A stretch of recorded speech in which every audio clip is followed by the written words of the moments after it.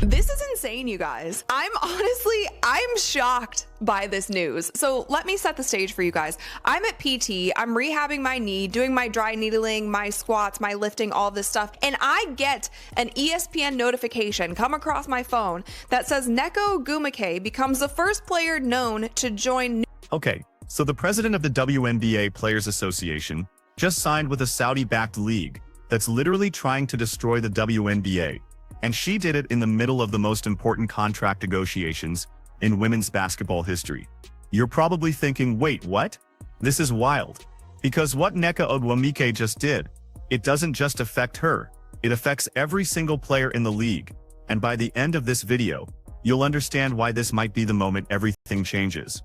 But here's what most people are missing. A league that will rival the WNBA. It's a 5v5 league. It is backed by Saudi Arabian money. So essentially a lot of money is backing this league. It's in Europe and Asia. The games will be played overseas for 14 weeks and they want 66 players. And the very first one to be announced is Nneka. Did you catch that? Rival the WNBA. Not complement it. Not work alongside it. Rival it. And get this. We're talking about Saudi Arabian money here. The same money that took golfers from the PGA and basically said, we don't care if anyone watches, we're paying you anyway. I'll show you those numbers in a second.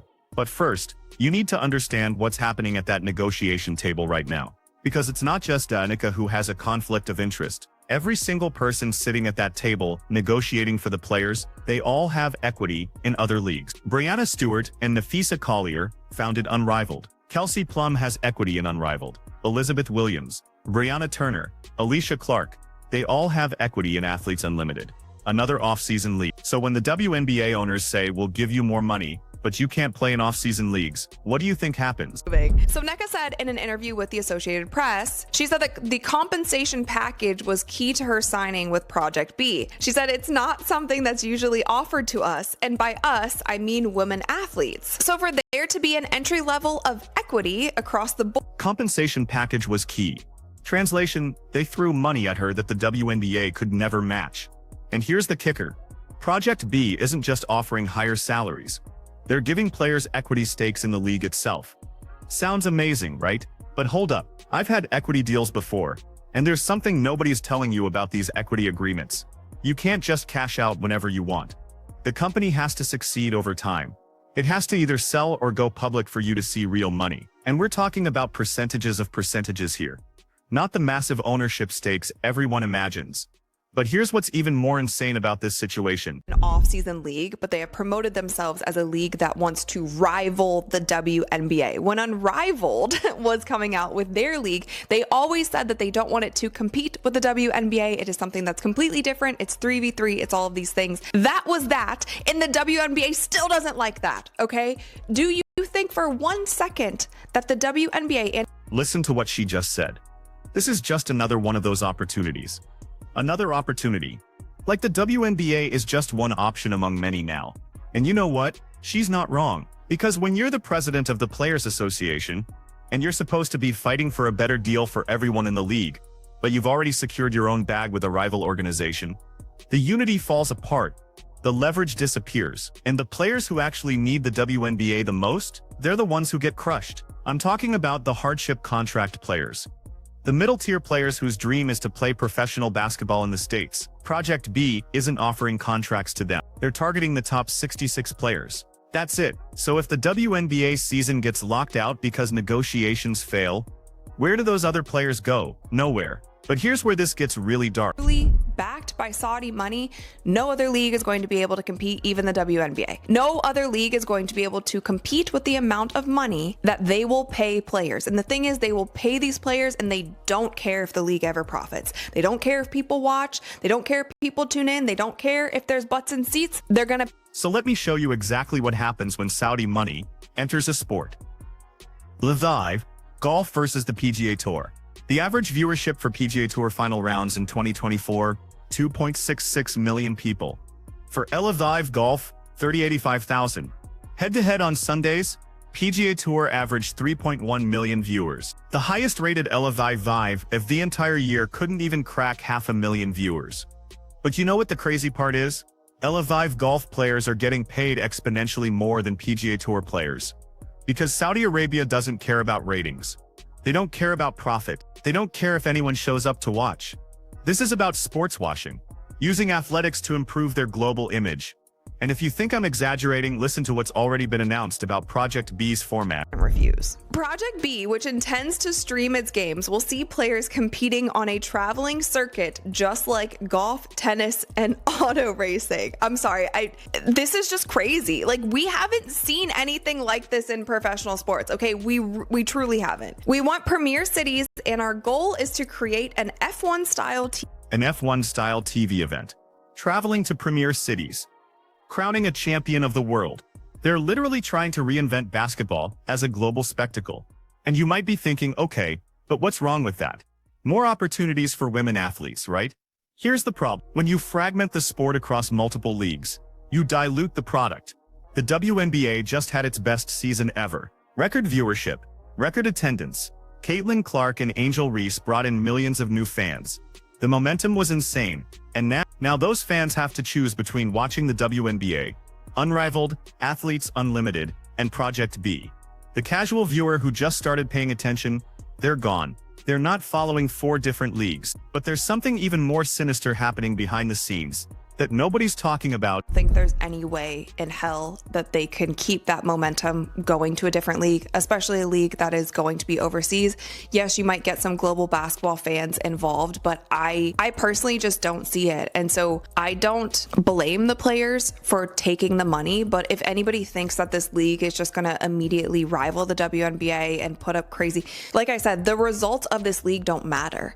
So I don't know how this affects the WNBA. Did you catch what she just said? Basketball has never been just a game.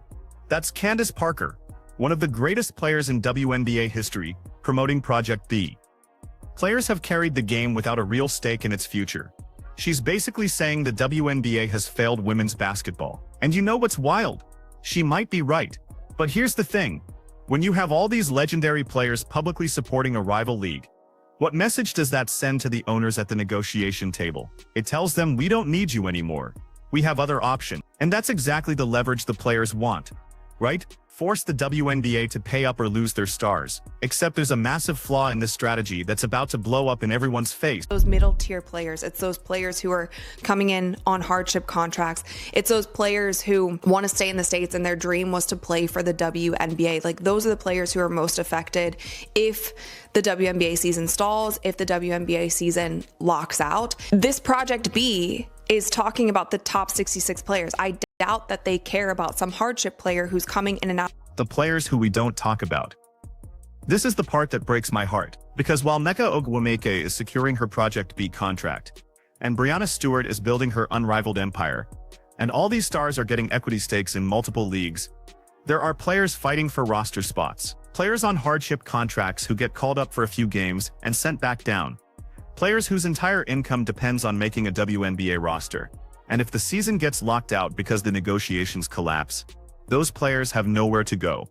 Project B isn't calling them. Unrivaled isn't offering them equity. They're just done.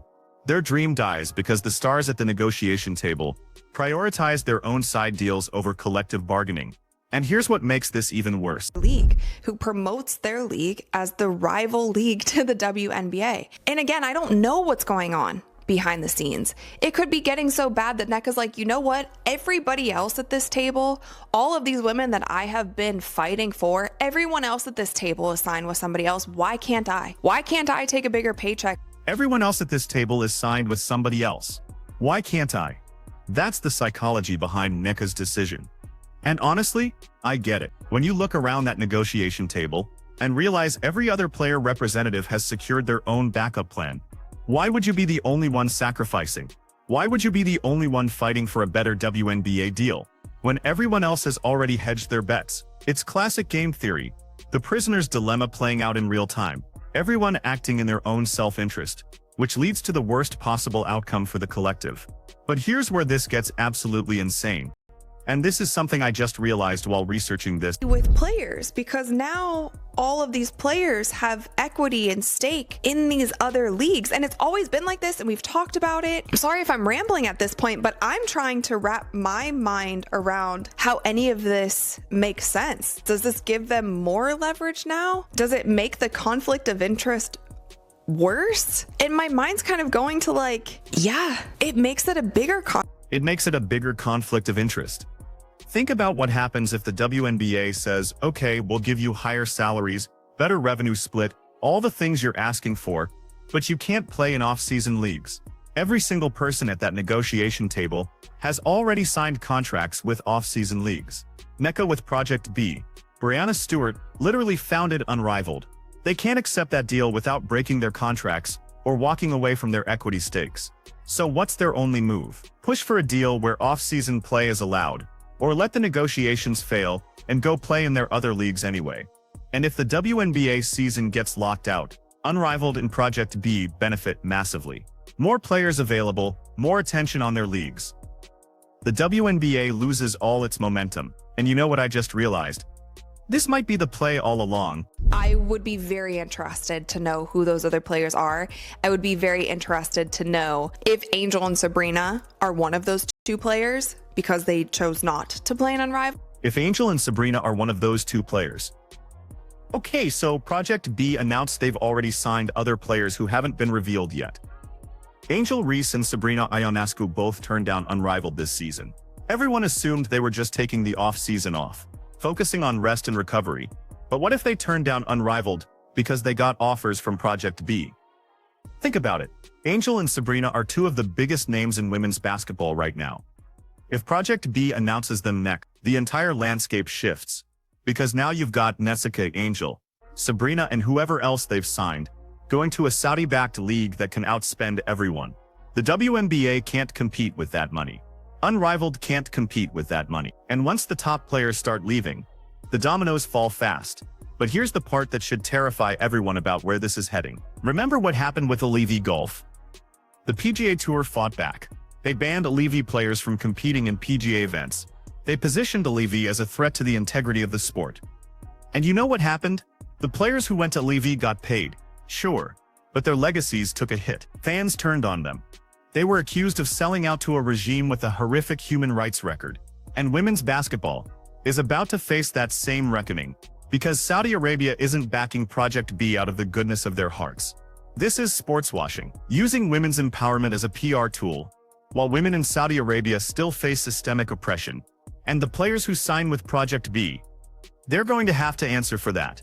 Every interview, every press conference. How do you justify taking money from a government that restricts women's rights? That's the question that's coming.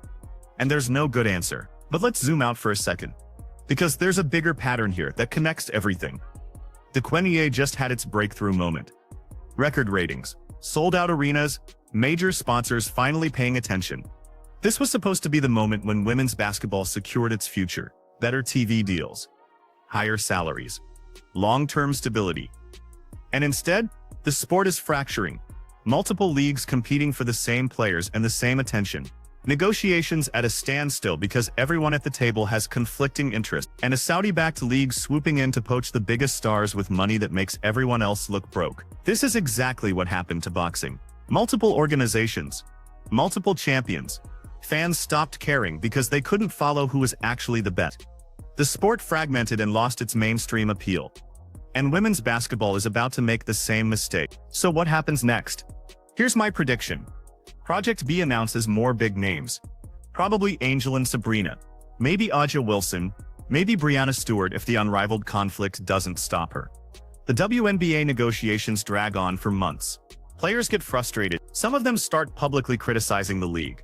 The 2025 season either starts late or doesn't start at all. Casual fans who just discovered women's basketball last year, they move on. They're not invested enough to follow this drama. And the momentum dies. Meanwhile, Project B plays their games in Europe and Asia to small crowds and even smaller TV ratings. But they don't care. They keep paying the players massive salaries, because this was never about building a sustainable league. It's about sports washing and global influence. And the WNBA, it survives, but it's weakened. The breakthrough moment is gone. The stars are split between multiple leagues. And the middle-tier players who needed this momentum the most, they're the ones who pay the price. Unless something changes. Unless the players at that negotiation table realize they're about to destroy the thing they claim to be fighting for. Unless they understand that short-term money from Saudi Arabia isn't worth fragmenting the sport. Unless they recognize that the WNBA's success benefits everyone. Not just the stars, but every girl who dreams of playing professional basketball someday. Because here's the truth. The WNBA is the only league that actually matters long-term. It's the only one with history, with legacy, with a foundation built over decades. Unrivaled might be fun. Athletes Unlimited might offer opportunities. But Project B, it's a mirage. Saudi money dries up the moment they decide they've gotten enough positive PR. And when that happens, those players will come back to the WNBA, if the WNBA still exists. So yeah, this is a mess. The biggest story in women's basketball that nobody's fully grasping yet. Because this isn't just about Nneka Ogwumike signing with Project B. It's about the future of the entire sport hanging in the balance. It's about whether women's basketball capitalizes on its breakthrough moment, or fractures into irrelevance. It's about whether the players can put aside their individual interests for the collective good. And right now, it's not looking great. But we'll see what happens when Project B announces their next signings. We'll see how the WNBA negotiations play out. We'll see if the players realize what they're about to lose before it's too late. What do you think happens next? Does the WNBA survive this? Drop your predictions below.